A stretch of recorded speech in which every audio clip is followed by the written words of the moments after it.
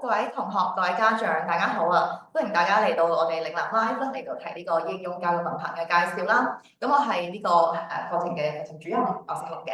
大家好啊！咁我咧今日就想同大家講一講我哋嶺南 Live 嘅應用教育文憑嘅特色啦。咁同埋同大家睇下你哋係咪符合心中想升學啦、就業啦嘅選擇嘅一個課程啦。咁我今日嘅內容咧，大概會包括呢幾個部分嘅。咁啊，認識下我哋嶺南 Live 啦，同埋認識 DAE 嘅呢個課程。咁同埋我哋嶺南 Live 所提供嘅選修科群組啦，咁同埋喺嶺南讀書嘅好處就可以直接升上去我哋嘅副學士啦，同埋高級文憑啦。咁另外仲有我哋嶺南校園嘅設施啦、學生服務同埋一啲嘅資助獎學金。最後咧會講翻重要嘅報名資訊俾大家嘅。咁大家有問題嘅話咧，隨時亦都可以喺我哋呢個 Zoom 嘅 chat box 當中咧提出問題啦。咁我亦都會喺最後咧就係安排翻一個 Q&A 嘅時間俾大家嘅。好，咁首先嚟到認識下嶺南先啦。咁嶺南大學咧就喺1888年就喺廣州已經創校噶啦。我哋咧係一個國亞嘅大學啦。咁地點就喺屯門啦。咁大家有時間去入嚟睇睇啦，都幾靚嘅一個學校嘅校園嘅。咁我哋嶺南 Live 咧就喺2001年都成立噶啦，到而家咧都有20幾年啦。咁我哋咧就提供好多嘅全啦，同埋持續進修嘅課程嘅。咁喺呢度咧，如果你讀咗我哋嘅應用教育文憑咧，就可以升上我哋嘅高級文憑啦、副學士啦。好，咁我哋點解推薦大家選我哋嶺南 Live 咧？咁其實我哋咧就係有個好重要嘅特色咧，就係喺嶺南大學嘅校園啦。咁同埋咧，另外喺太子排儀中心咧，亦都係屬於嶺南大學嘅教學中心嘅。咁我哋所有嘅課程都係喺呢個嶺南大學所提供嘅課室度上堂啦。咁所以我哋嘅呢個提供嘅設施咧就好專業啦。咁另外第二咧，我哋就有好豐富經驗嘅教學團隊啦，同埋我哋嘅呢個重視兩文三語啦，我哋嘅師生關係都好緊密啊。咁仲有好多嘅全人發展嘅活動啦、獎學金等等啊。咁所以如果同學仔係想提早體驗大學嘅生活咧，就非常之推薦大家選擇嶺南我哋 Live 嘅呢個應用教育文憑課程啦。跟住落嚟咧，介紹一下應用教育文憑 DAE 呢個課程啦。咁已經舉辦咗2年啦，嚟緊係第3年啦，大家會喺報名嘅26屆嘅DAE 啦。咁佢係一個為青年人能提供多元化同埋多階進出呢個學習途徑嘅一個課程嚟嘅。亦即係話你希望大家透過呢個課程咧，可以繼續升學啦，又或者係選擇就業嘅。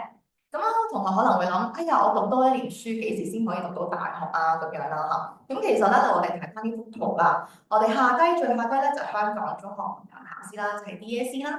咁如果同學今次 DSE 放榜成績理想，咁你可以直接升上去學士學位，咁讀4年啦就可以畢業啦。咁如果未如理想嘅話咧，爭少少咧，咁同學係可以咧先讀1年嘅應用教育文憑，咁再升上去副學士啦，或者高級文憑2年啦，再升上去學士學位嘅大學3年班，4年班讀埋多2年咧就畢業。咁亦即係話換言之咧，你中學文憑考試考得理想咧，你就會讀4年大學畢業啦。如果不如理想啦爭少少失手嘅話都唔緊要，係多1年嘅呢個應用教育文憑呢1年嘅啫。咁讀呢個應用教育文憑有咩好處啊？究竟讀咗有乜嘢作用咧？我讀其他課程可唔可以咧？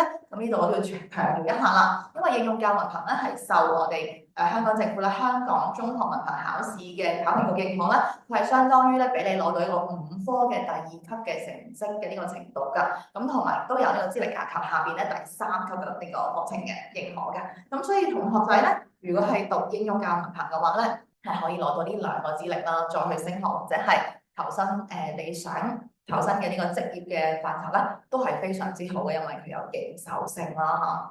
好啦，咁我哋跟住咧就講講認受之後究竟可以讀乜嘢嘅學校咧？咁其實全港有好多嘅學校咧都係認可我哋應用教育文憑嘅。咁所以咧，你無論喺我哋嶺南讀又好，喺邊度讀呢個應用教育文憑咧，想升去其他嘅學校咧去讀呢個高級文憑啊、副學士咧，都係認可㗎嚇。咁所以嘅話咧，你就可以揀選你中意嘅應用教育文憑嘅學校啦。第時你又想揀翻我哋嶺南咧，又得。想升其他院校都可以免閒嘅。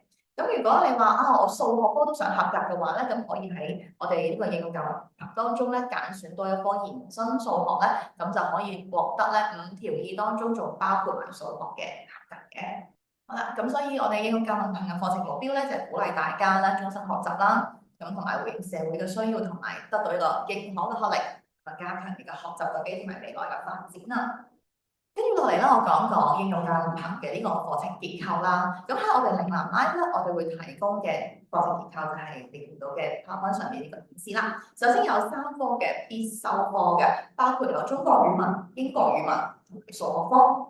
咁然之後咧，補充科呢度咧，由我哋提供4個科目啦。你需要喺呢4個科目當中咧，就揀選哪一個科目嘅。咁揀選咩科目比較好咧？我陣間都會詳細講一講呢4個科目嘅區別啦。咁另外咧就要揀一個嘅選修科群組，咁呢個群組入邊咧就包括咗3個學科，咁咧你就只要揀咗一個群組咧，咁就已經會有3個學科咧，就係喺專業職專方面嘅一啲嘅課程咧，科目啦，就會提供俾你噶啦。咁 total 加埋咧，你係需要讀8科嘅科目嘅。好，跟住落嚟咧，我就講講啦，必修科啦。咁必修科我冇得揀啦嚇，同埋一定係要讀足呢3科嘅。咁中國語文咧就會有120個小時啦，英國語文同樣都有120個小時嘅。咁呢2科咧都會注重喺聽説讀寫4個方面㗎啦。咁同學仔唔使話擔心，我英文唔識咯。我之前咧遇到一啲同學同我講，Miss，我小學6年班畢業咧之後就冇點樣讀過英文㗎啦，點算啊咁樣啦。咁亦都有咧啲可能年長少少嘅同學話：哇，我睇得英文都幾10年啦喎咁嘅。咁但係咧，其實呢個英文又好啦，嚇中文又好啦，我哋係從好基礎，從字開始去教啊，好基本嘅語法開始教。咁所以同學咧，只要你係願意俾多啲心機咧，跟到每一堂所教嘅嘢啦嚇，step by step 啦，即係嚇逐步咁樣跟落去嘅話咧，問題就唔大嘅。好，跟住就係數學科啦，有同學可能都比較擔心數學係咪？咁數學就只有60個小時嘅啫。咁呢個數學科咧係基本嘅數學嚟嘅，咁就都係嗰樣啦。跟住我哋教嘅一步步嚟咧，問題都唔算大啦。咁同埋咧，當中仲會有一啲咧，可能係個人理財、商業經營方面實用啲嘅數學嘅。咁所以如果你係已經係成年同學啦，可能做緊職業上面嘅工作啊，咁可能呢個數學咧都有啲幫到你嘅。好啦，跟住落嚟咧，我哋就嚟講講大家比較擔心究竟應該揀咩咧嚇補充科。我哋有4科，咁首先介紹2個係比較受歡迎嘅科目啊。咁呢個係生涯規劃同埋人際傳意與個人發展呢度2科嚟嘅。咁生涯規劃咧就係俾同學咧認識翻呢個依家嘅就業趨勢啦，如何評估自己應該揀咩職業方向啊咁樣，同埋為自己嘅未來咧係寫低一啲嘅計劃㗎。咁都好多工作紙俾你認識自己啦，寫翻啲未來嘅計劃咁啦。咁人際傳意發展呢方面嘅話咧，就係去學習同人相處嘅。咁咧你可以透過呢個過程認識自己嘅性格啦，亦都係認識其他同學啦。咁同埋咧就係可以喺呢一個科目當中咧去學習點樣處理一啲嘅衝突啊，人際方面發生衝突係點樣去到去溝通嘅。咁另外咧就係咁同埋講多一個小重點，點解咁多人會揀呢2科咧？小重點就係呢2科咧就全部都係做 project 啊，即係做一啲嘅專題研習啦，或者個人嘅一啲嘅反思嘅一啲工作紙啦作業啦，就唔需要考試嘅。咁所以咧比較怕考試嘅同學咧都可以考呢2科啦。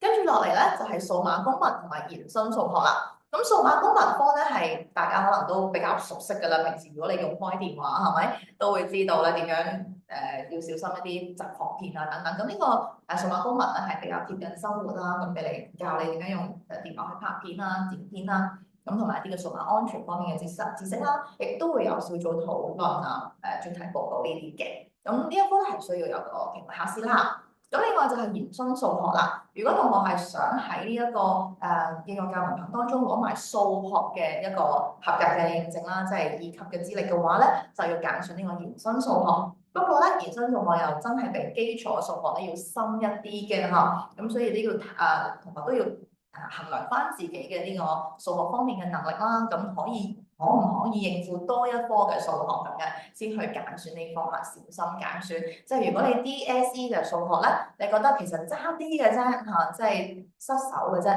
咁都建議你可能揀翻呢科啦。咁如果你 DSE 嘅時候覺得哇數學真係一啲都唔好啦，即係唔好再見到啊咁嚴重咧，咁同學就可能小心揀選延伸數學呢科啦嚇。咁話晒咧120個鐘嘅數學咧，可能會都比較少少啦，都係有考試嘅呢一科。好啦，跟住落嚟咧，我講講我哋嘅選修科群組啦。呢度有9大範疇啦，同埋我哋係有13個選項俾大家啦嚇。咁13個選項咧就會包括4個咧喺紀律部隊方面啦。咁我哋比較受歡迎嘅咧就有入境及海關地考啦。咁然之後咧消防啦、警務啦、紀律部隊訓練咯。咁紀律部隊訓練呢一個咧就係包括咗咁多6項嘅紀律部隊喺當中嘅。即係如果你唔係好理解究竟自己想揀邊個咧，你可以揀個基礎嘅。好啦，跟住仲有商業啦、社會科學啦、人文語言啦、教資啊等等款待嘅啦。我哋跟住落嚟逐個同大家介紹一下先。好，咁我哋咧喺介紹個選修科群組之前咧，我都講一講，其實喺即係大家都好關心，就係咁我報咗應用教文憑，究竟容唔容易畢業啦？會唔會同 DSE 一樣，即係考試一剔過，即係考得唔好就浪費咗1年時間咧？咁樣，咁呢度都要提同大家講啦，真係唔使擔心呢樣嘢啦，因為咧 DAE 咧唔係一次考試去決定你嘅畢唔畢到業呢樣嘢㗎，咁佢係透過咗全年咧好多唔同嘅功課啦，係加埋咧去到儲足一科有50分，咁你就畢到業。咁當然啦，仲有一個就係出席率嘅要求嚇，就你有返學啦，去返足80%嘅堂啦，同時你有完成啲功課啦，好認真去做啦，咁就會係將你嘅風險去平攤啦嚇，咁你就可以咧透過全年嘅努力啦，去達到畢業要求㗎，就並唔係一次考試去決定啊。咁所以我哋咧係持續性評估㗎。好，咁跟住落嚟咧，除咗頭先我講嘅要上堂嘅成績達到50分啦，咁同埋要返學達到80%嘅出席之外咧，咁 DAE 咧仲有一個特殊嘅一個要求咧，畢業要求咧就係叫做全方位學習活動嘅一個畢業要求嘅。因為咧我哋咧係希望咧培養同學嘅全人發展啦，咁所以咧仲會要求同學參加我哋所舉辦嘅一啲嘅學習活動嘅，咁例如有職業相關嘅一啲講座啦，或者係考察啦。咁同埋有體藝發展方面嘅一啲嘅比賽啊，又或者係一啲嘅 workshop 啊，或者用啲小手工嘅作坊啦。咁同埋咧係有啲交流團啊、問答比賽等等，都係功能方面。咁嗰度有3個方面啦。咁同學至少參加2個範疇，加埋咧有個小時嘅全方位學習活動啦，達到呢一個要求咧就可以畢業啦。咁所以咧，total有3個畢業嘅加埋嘅要求咧，全部達到咧，我就可以順利畢業啦。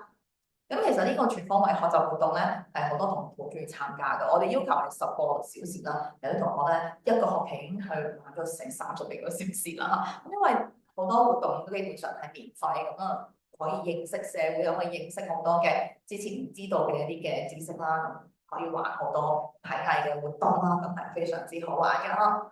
咁呢度係有少少嘅例子啦，譬如我哋舊年舉辦過嘅一啲嘅活動啦，大家可以見到有呢啲歌唱比賽啦，製作皮革嘅玫瑰花，咁啊玩滑板啦等等，可能都唔係平時會接觸到嘅嘢，咁喺 DAE 咧，你就有機會啦，免費去參與去度接觸啦。好，咁所以我哋咧 DAE 呢個課程啦，佢嘅特色啦，就係有多元嘅進路啦，多元嘅選擇同埋多元嘅評估咧，俾大家多元發展嘅。好，跟住落嚟咧，頭先我講過啦，我會逐個詳細去介紹翻我哋 live 嘅選修科群組啦，我哋有13個啦，咁而家就嚟睇一睇。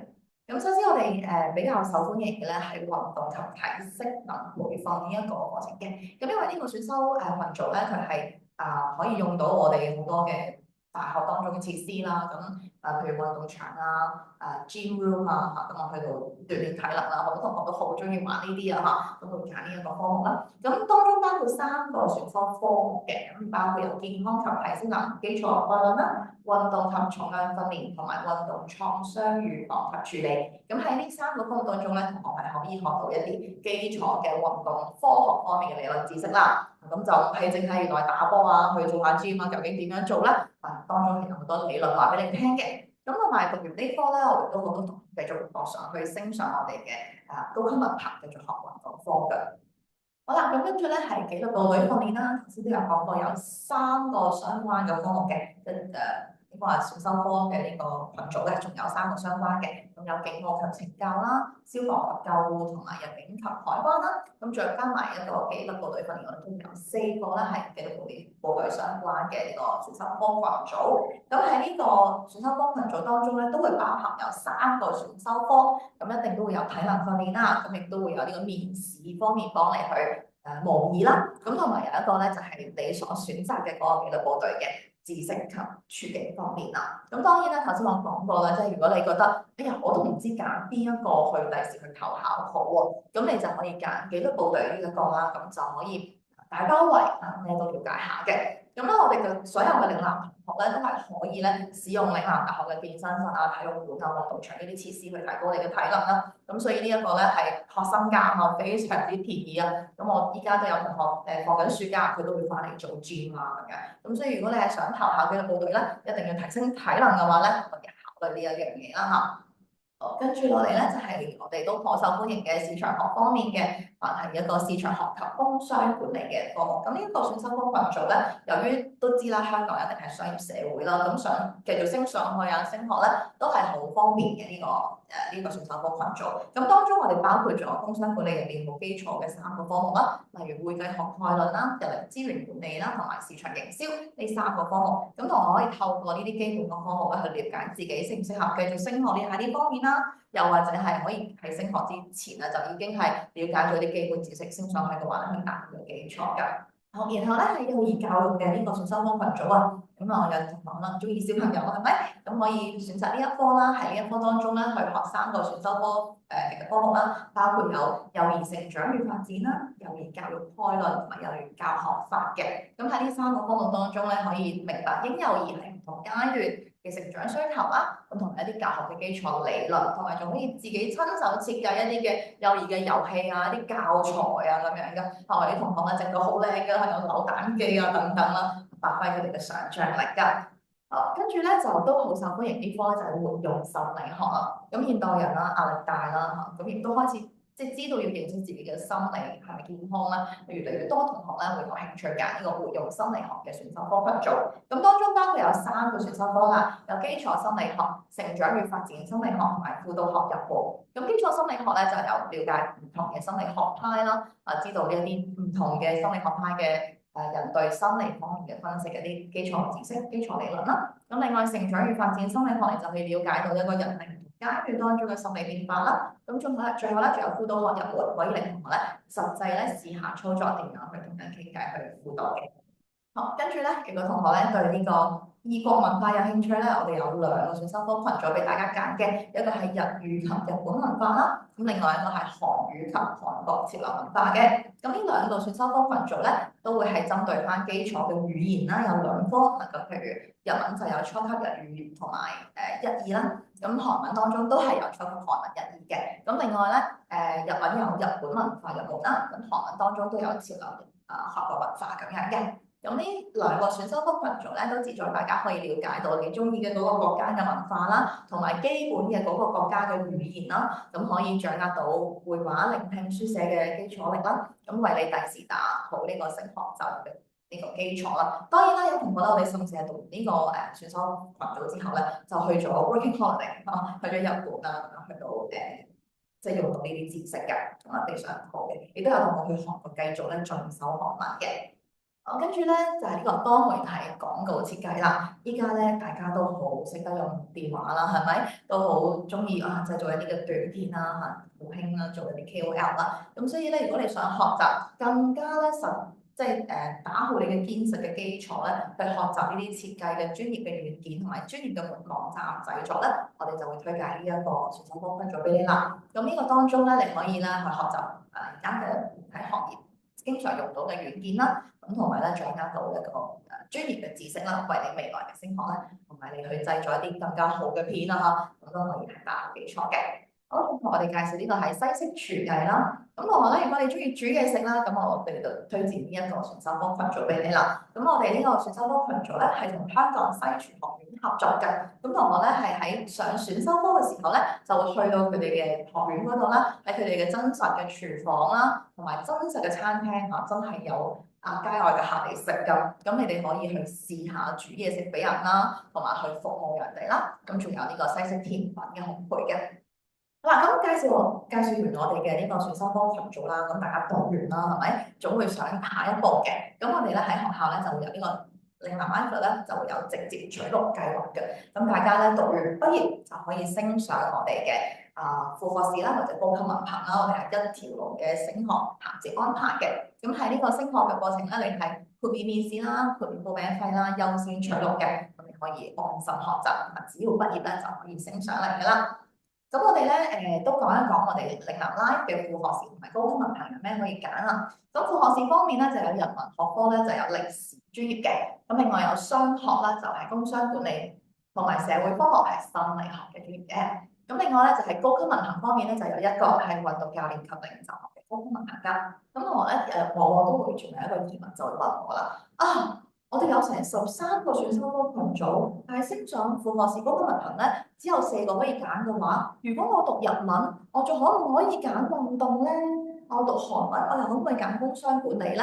咁呢度都要同大家講啦，就係你無論喺應用教育文憑呢度咧，選擇任何一個選修科群組咧，你升上嚟高級文憑或者副學士咧，呢啲咧你係可以有你嘅呢個興趣愛好咧，隨便揀選㗎嚇。點解會咁咧？其實應用教育文憑咧，佢嘅選修科群組咧係俾你一個基礎嘅一個認知啦，未達到一個專業啊。咁所以嘅話咧，升上嚟副學士同埋高級文憑屬於一個專業範疇，你想揀嘅咧，其實係可以從頭開始揀嘅，因為你應用教育文憑畢業就係相當於一個 DSE 合格畢業嘅同學嘛，係咪？咁所以咧喺副學士學位咧，高級文憑咧，你又可以重新開始去揀你嘅專業㗎啦。所以如果喺應用教育文憑當中，你學嗰科覺得唔係太適合自己喎，升上去想改喎，都係嚟得切嘅嚇。咁所以咧，升副學士同埋高級文憑嘅時候，呢4個專業咧就任揀啦。好，咁跟住咧都講講我哋咧嶺南 Live 咧喺原校升學有咩好處咧？我哋有好多嘅獎學金㗎嚇。咁咧你係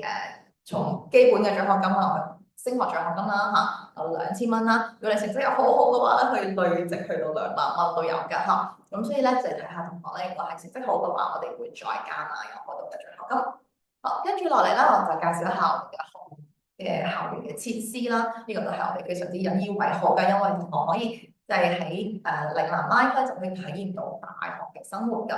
咁首先咧就係我哋係好方便嘅呢個上堂地點啦，一個係屯門嶺南大學啦，另外咧就喺太子嘅太子地鐵站 E 出口一出嚟咧，唔使諗遠就可以上到去呢個排中心嘅嚇。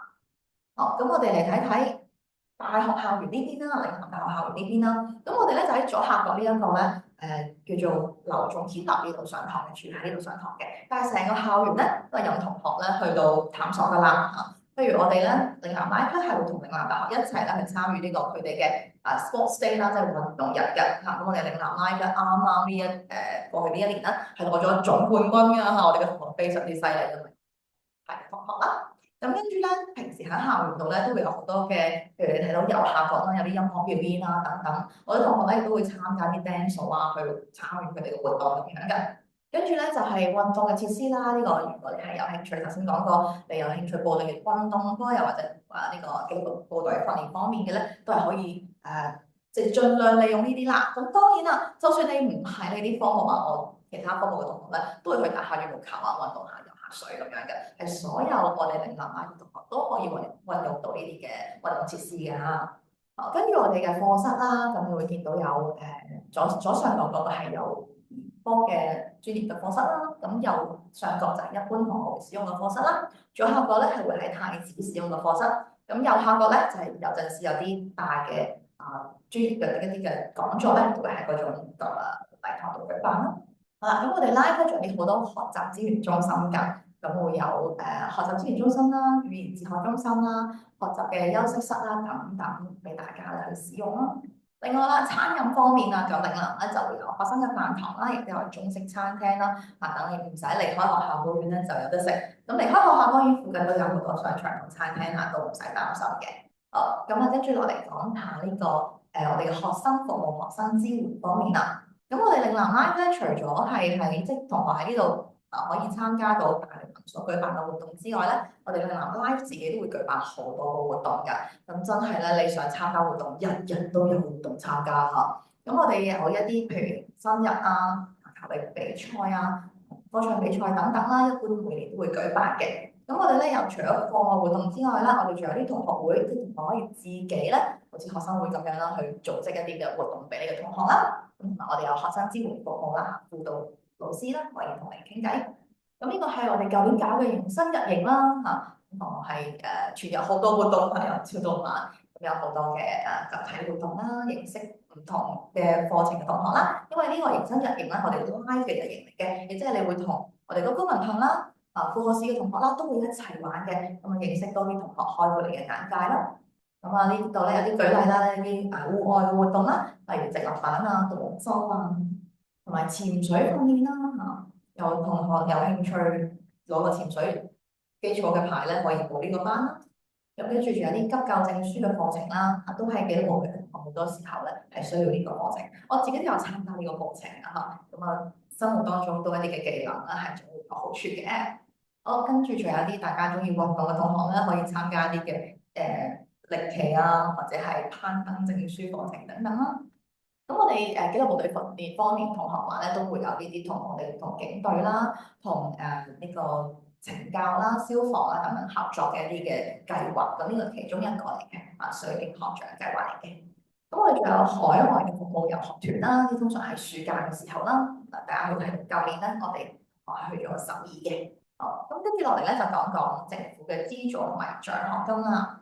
喺讀呢個課程嘅話咧，應用教文憑咧係受到政府全方位嘅資助㗎。首先咧就係無需經入息審查咧，你係可以退還，即係合格畢業每一科咧係可以退還到30%嘅學費嘅嚇。即係只要你嗰科按科嚟計嘅，只要嗰科出席率達到80%啦，同埋頭先講個評分達到50分合格線嘅話咧，你嗰科咧就係退還翻30%嘅學費㗎啦。咁如果你係有呢個入息審查嘅申請人入息審查嘅嗰個牌款嘅話，或者係呢個應該話入息審查嘅嗰個50%或者係100%嘅呢個資助嘅話咧，都係可以嘅嚇。你只要通過咗審查嘅話咧，係可以退還翻你半額或者全額嘅學費啦。咁另外咧亦都係符合呢個免入息審查嘅貸款計劃嘅。咁另外仲有一啲嘅車船津貼啊、上網津貼啊、其他嘅定額津貼咧，同學都係可以申請翻嘅。咁我哋嶺南啦，頭先我都講過，其實升學嘅時候都有好多獎學金啦。咁所以咧，我哋嶺南自己都會有好多獎學金啦，去鼓勵翻成績優異啦，或者係有特別才能嘅同學嘅。咁頭先有大概講過一啲傑出學生獎啦、學術優異獎啦。咁除咗呢啲咧，仲有其他嘅，譬如社會服務獎學金啦，即係你做咗好多義工嘅話咧，我哋都會獎勵你咁樣㗎。咁最後咧，我就想講一講好重要嘅報名資訊俾大家知啦。首先咧，大家咧只要係符合中六離校咧，咁就可以報啦。又或者咧，係9月1號嚟緊2020年9月1號開學前咧，達到咗21歲或者以上咧，你都係可以報名嘅。呢兩樣嘢咧係達到其中一樣資格，你就可以報㗎啦。咁就唔使兩樣都達到㗎嚇。咁亦都有同學問過，咁有年齡上限啦，我有21歲，咁我達到幾多都即係可以報咧？冇上限嚇，我哋都有陣時有50歲以上嘅可能媽媽啦，佢嘅仔女大啦，咁佢自己想追求翻自己嘅事業啊，或者係學業啦，咁佢都會翻嚟啦讀書㗎，咁所以冇年齡嘅呢個上限嘅限制啊嚇。咁報名點樣報咧？其實而家好方便嘅，都係用呢個網站去報名嘅。咁我哋其實喺舊年12月已經開始咗個報名啦。咁咧同學只需要登入呢個 DAE.edu.hk 啦，去建立你嘅賬戶啦，同埋選擇課程。咁最後咧去完成咗個報名之後咧，就要交報名費。咁呢個報名費咧就由於係DAE 呢個大聯盟去到收取啦，咁所以咧就我哋嶺南拉因為呢方面就冇辦法幫大家做到一個豁免啦，咁就要勞煩大家咧透過以下嘅方法去到交報名費，例如八達通嘅 app 啦，自己喺屋企可以交噶啦，又或者係 Visa、Master 啦、Alipay、WeChat Pay 都可以，或者親自走落去 7-Eleven 咧去到交報名費都可以㗎。咁要留意啦，第一階段嘅截止報名嘅日期咧係7月14號下晝4點就要截止嘅。咁第一階段報名有乜好處咧？就係通常都會你報名就會俾到咩嚟㗎啦。咁因為我哋盡量係俾第一階段嘅同學咧所揀嘅第一志願咧係俾佢去修讀啦咁樣。咁如果係第二階段，即係7月14號之後啦，或者15號開始咧，我哋就係派發一個第一階段正版嘅學位俾第二階段嘅同學去報讀嘅。咁幾時知道你報名成唔成功咧？咁依家係6月，咁同學無論係6月又好，之前12月又好啦，報名啦，都要係等到咧7月15號啦，先至可以收到，之後用9點就可以收到個通知嘅取錄結果。咁通常係透過譬如你註冊嘅時候係用電郵註冊，咁就會喺電郵度發放俾你啦。咁如果你係用電話號碼註冊，咁就會喺 SMS 嗰度咧發放一個 SMS 通知你嘅。咁所以同學到時咧就要自己睇翻，有同學用電郵註冊，就係咁問，點解我收唔到電話嘅通知咧？咁一定要留意自己係點樣去註冊透過嗰個方法。咁同樣咧，亦都可以登入翻 DAE.edu.hk 呢一個網站去睇翻你嘅場。咁有幾個重要嘅日子提提大家啦。嚟緊我哋喺7月5號咧，會喺教育局嗰邊啦，九龍塘嗰邊咧會有一個課程諮詢日嘅。大家如果係有興趣嚟見下我哋嘅老師咧，我哋當日會喺嗰邊咧就係會擺檔啦嚇，大家可以過嚟睇嘅。咁另外咧就係第一階段嘅截止報名時間啦，頭先都講過，而家再睇多次啦。咁同埋第二階段嘅招生咧，就係喺第二日，即係7月15號9點就會開始噶啦。同時你都會，如果你第一階段報咗名咧，你可以收到取錄嘅結果啦。咁 DSE 放榜當然係7月16號嘅。咁如果你真係好想等到放榜嘅結果，咁你就可以喺嗰日之後報都係得嘅。總之我哋截止報名咧，大概係9月開學嘅頭一個禮拜截止報名嘅嚇。咁當然啦，你要快啦，因為咧始終我哋第一階段一般院校都會定咗我哋開幾多科、開幾多班。咁如果你係越遲報咧，就你想讀嘅課程就會可能冇位咁樣啦嚇。咁所以我哋真係鼓勵同學咧可以早啲去決定啦。咁我哋開學嘅日子咧就係嚟緊9月1號星期一，希望開學嘅時候嚟見到各位啦。好，咁呢個就係我哋嘅報名網頁啦。咁呢度有個 QR code 啦，大家可以直接掃 QR code 就可以用你嘅電話去報名啦。咁亦都可以上到呢個網頁咧，係用你嘅電話去度報名嘅。咁報名嘅過程當中咧，大家已經係需要揀選學院啦，你想選嘅選修科群組啦，你想揀嘅補充科4科當中嘅邊兩科啦，咁同埋咧揀上課嘅地點啦嚇，屯門啦定係太子啦，呢啲都要做個決定嘅。咁我提一提大家咧，呢度咧喺報名嘅時候，佢會需要你咧揀幾個志願㗎嚇，至少要揀3至4個志願啦。咁呢個時候咧，大家一定要記住，揀咗4個志願、8個志願都好，呢個唔緊要。下一個步驟有個排序嘅步驟，嗰個步驟最緊要。喺排序嘅時候咧，一定要將你最想入到嘅排喺第一志願啊！呢個係重要嘅事情，我要講3次。第一志願係你最大機會去入讀、去取錄你嘅嗰個選修科群組嚟嘅。咁有同學咧就誤解咗啦，以為我只要揀咗佢佢到時就會派晒俾我。唔係嘅，我哋只會派一個呢個學院選修科群組俾你嘅啫。而嗰個一個咧就係你嘅第一志願。咁所以如果你係揀咗我哋嶺南拉班，想讀我哋嘅呢個心理學啦嚇，然之後又想喺屯門讀啦，咁你一定要將呢一個願望呢個志願咧擺喺第一志願，咁樣先可以收到你㗎。咁當然咧，有同學可能最後啦派咗一個取錄嘅結果，發現我又唔想讀啦，我又想換啊，咁點算咧？咁你就要前往你所中意個學院嗰度去改你個 offer 啦嚇。咁即係譬如你真係唔小心報錯咗，你想翻嚟嶺南啦，咁你就要麻煩咧就過嚟嶺南呢一度咧改翻你嘅志願都係可以嘅，都仲有機會。不過咧，以免大家真係要騰嚟騰去啦，即係舟車勞頓，係希望大家可以喺報名呢個階段一定要確認你嘅第一志願冇揀錯啦。好，咁講完呢個報名之後咧，就大家有興趣想聯絡我哋，了解更加多嘅資訊咧，嚟睇翻呢度啦。我哋有Facebook 啦、IG 啦，同埋我哋有好多片啦喺 YouTube 嗰度啦。咁打電話同 WhatsApp 我哋咧都係可以嘅，咁歡迎大家查詢。係，跟住落嚟咧，呢啲時間咧就俾大家睇下有冇問題想問我啦。咁如果咧大家係有問題嘅話咧，隨時都可以問我哋噶嚇。好，咁多謝大家咧嚟到觀看我哋嘅應用教育文憑嘅介紹啦，亦都歡迎大家報讀我哋嶺南 Live 啦。咁就多謝大家，拜拜。